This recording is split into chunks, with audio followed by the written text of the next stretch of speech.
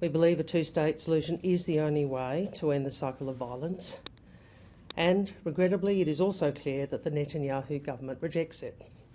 This is clear from its devastating military campaign in Gaza, civilians being killed by the thousands, children starving. And it is also clear from policies including rampant settlement construction and impunity for settler violence in the West Bank.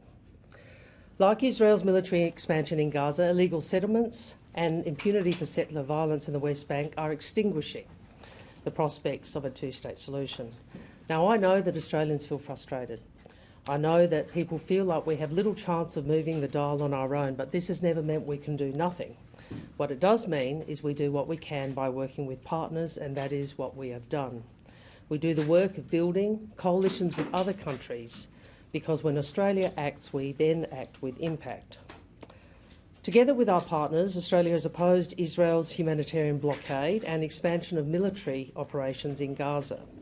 And together with our partners, we have opposed the expansion of settlements in the West Bank like those announced by the Netanyahu government just a couple of weeks ago. And together with our partners, we have imposed sanctions on Israeli settlers for their violence against Palestinians.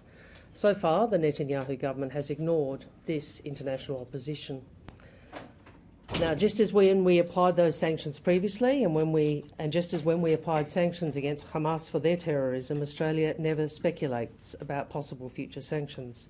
We apply them without warning because that makes them harder to evade. And overnight we have done that. Australia has applied targeted financial sanctions and travel bans to two senior ministers in the Israeli government, Ministers Ben-Gvir and Smotrich, for their role in serious human rights violations and abuses relating to Israeli settler violence in the West Bank.